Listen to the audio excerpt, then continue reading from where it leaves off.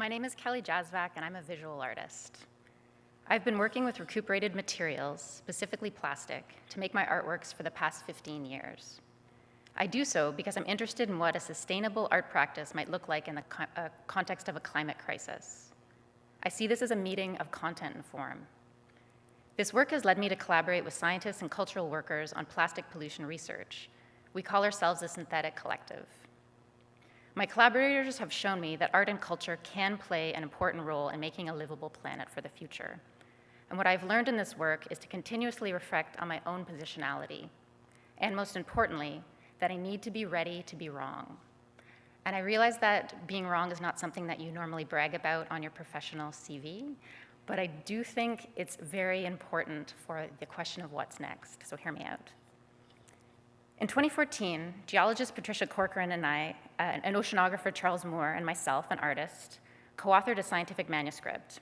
The paper described plastiglomerate, which is what you see here, and what it might mean in the future. Plastiglomerate is our name for a stone made of sedimentary grains and natural debris, such as sand, wood, and basalt rock, held together by recently molten plastic. It occurs when a beach fire comes into contact with plastic garbage. This happened via campfires on Camilo Beach on the Big Island of Hawaii, but it has also been documented by citizens in many other places around the globe, including the close-by Great Lakes, a precious source of 21% of the world's fresh water.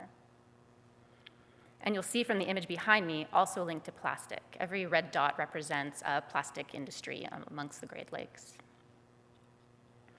Plastiglomerate has the potential to enter the future geologic rock record, given the added weight and density when the molten plastic binds to beach sediment. Plastic strata for the future, so to speak. Patricia and I traveled to Camilo Beach on a theory of Charles Moore's.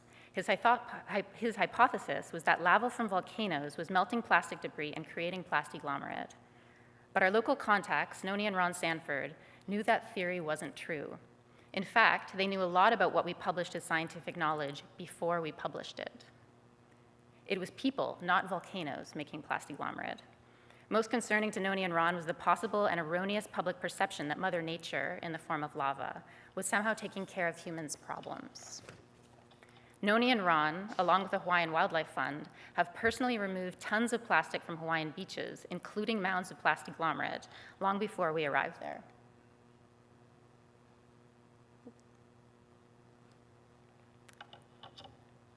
The suggestion that volcanoes were effectively taking care of this through burning didn't help them in their cleanup effort.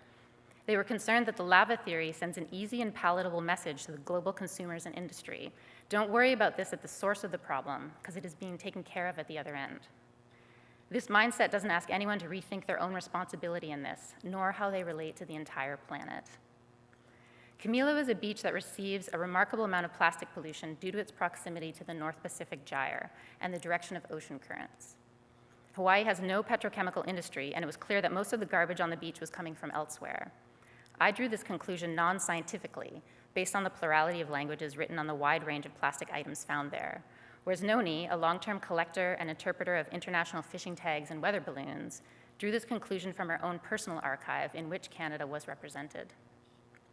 There is also science that backs up this lived observation. Ocean currents, like capitalism, colonialism, and consumerism, are globalized. Decisions made here, where I stand now, have a far reach. The plastiglomerate research that resulted from that study has gone on to be the most often requested, cited, and exhibited aspect of my collaborative research.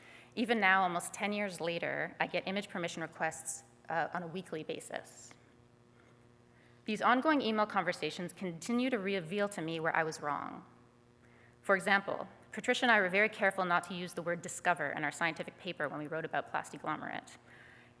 It's not scientifically accurate, and it's a word rife with colonial associations. However, we did use the word new, just once, but that was enough.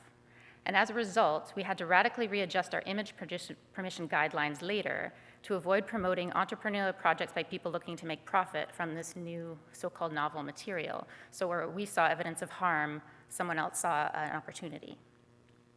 And thanks to Max Liboron and their network for always giving me something to think about on this topic. For me, being ready to be wrong requires an ego check. It requires listening about how oblivious you are and being grateful to hear it, even if that's hard at first.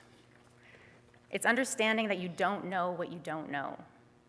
I find that this is also a beautiful and playful part of meaningful collaboration between people and across disciplines and worldviews. The joy of having to explain your research and ideas to a very smart person who simply has no idea what you're talking about, and vice versa. It's a process that's bursting with humility, laughter, respect, and an honest effort to connect with someone else in the interest of moving something forward. I'm also a teacher, so I'm going to end with some homework. If you're in a position of power, or if your skin looks like mine, so i.e. fellow white people, and you are ready to be wrong about ideas of sustainability, including your own potentially extractive role in it, I'd like to direct you to a recent conference held at Concordia University called Indigenous Expertise on Sustainability. It was recorded online and is available through Concordia's Fourth Space website. There I learned more ways in which I was wrong, and I'm grateful for it. It's clear that many wrong steps were made to get us to the state of climate crisis and environmental contamination that the planet is now in, and worse, those same mistakes keep getting made. My 19-year-old nephew doesn't feel like he has a future because of climate change. I want to know how to do better for him, and I haven't gotten it right yet. What I do know is that colonial, capitalist, and consumerist mindsets got us here, and their logic, their rules are not going to get us out of it. But to bring it back to our bodies in this room now and how we might relate to the world, perhaps if each of us here set about learning how we might be wrong in relation to our own power and position, with depth and humility, we will find some valuable answers about what's next. Thank you.